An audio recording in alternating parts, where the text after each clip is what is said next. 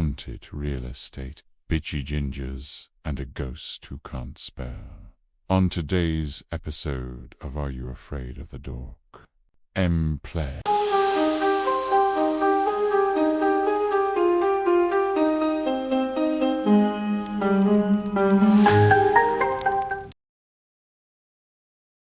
Welcome, brave souls, as we continue our chronological reviews of Are You Afraid of the Dark episodes.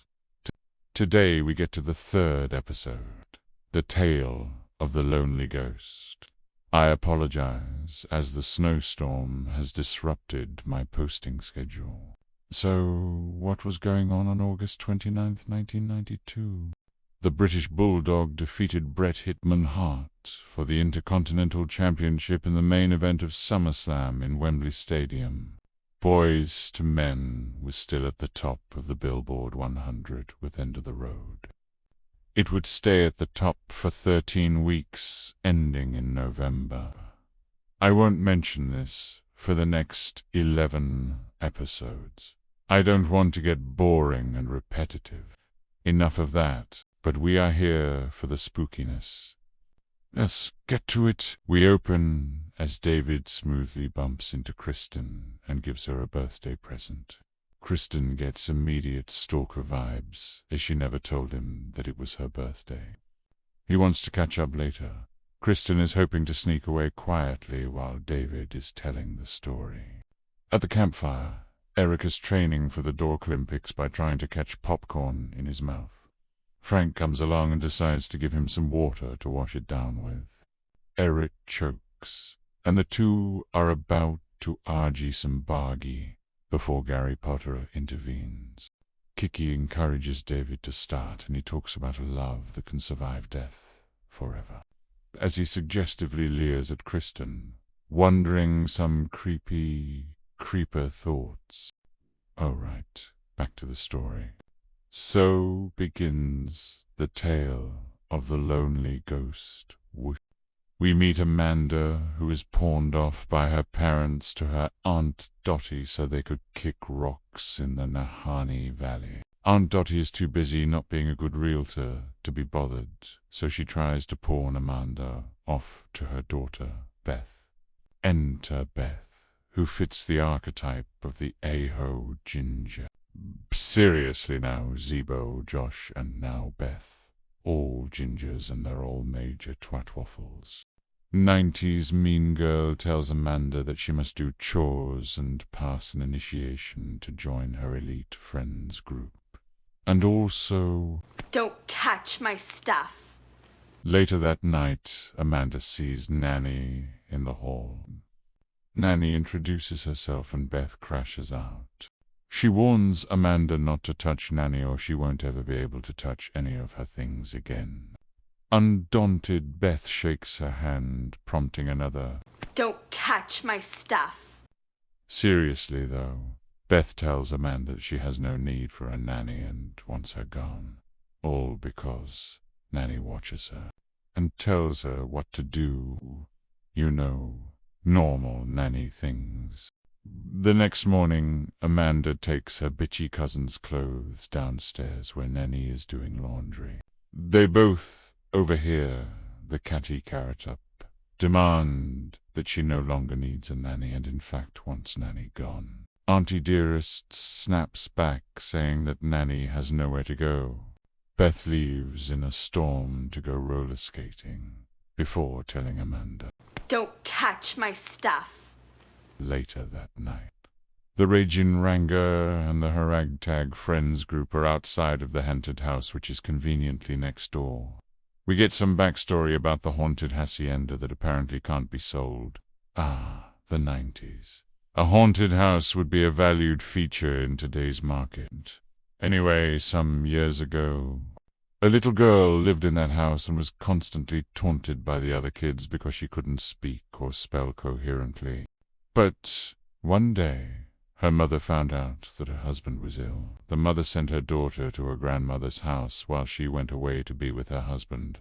But while the girl was walking, she was approached by mean kids, probably gingers. They chased her back home and locked her inside her bedroom. unable to contact anyone or leave. The girl died of starvation and is now said to haunt the place as a ghost. On a side note, what person puts a lock on the outside of a child's bedroom door? Since Amanda is just dying to get in with this murderer's row of a clique with such luminaries as wannabe Paula Abdul, blonde who can't close her mouth, and this short girl, I would totally spend a night in a haunted place for their adoration. I suppose the alternative is to be a total Z. But then again, she was already rejected by her parents, so in she goes. The Canadian chapter of the Losers Club breaks the fourth wall and lets us know that they never did an initiation. Amanda gets to the dead girl's room and hears a noise. Something is being written on the wall. Empla. The dead girl appears in the mirror, and Amanda lets out a blood-curdling scream and runs back to Aunt Dottie's, where she is alone with Nanny. We go back to the campfire, and Kriston is trying to distract David with questions so that she might quietly slip away later. Frank thinks that Amanda is better off with a ghost than the, quote, lunatic Nanny. Eric picks up for Nanny, but mainly because he disliked Frank. We fast forward to the next morning, where Aunt Dottie forces the girls to clean up the haunted house with soapy water buckets from the vandalism. The girls argue back and forth. They make their way to the dead girl's room, where they find that the entire wall is covered in impress ease. Amanda says that there was only one Empla yesterday. The mirror then shows a huge doll and stuffed animal collection, which lures the sinister Scarlet in with a sign that says, "Please touch my stuff." But as she steps through the mirror, the ghost comes into our world.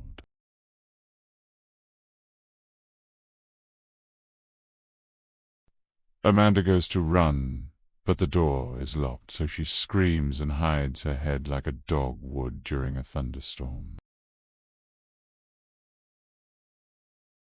The adorable ghost then tells her to chill, as she just wants to give her a locket. The locket has a less wrinkly picture of Nanny in it, and Amanda knows that she needs to bring Nanny.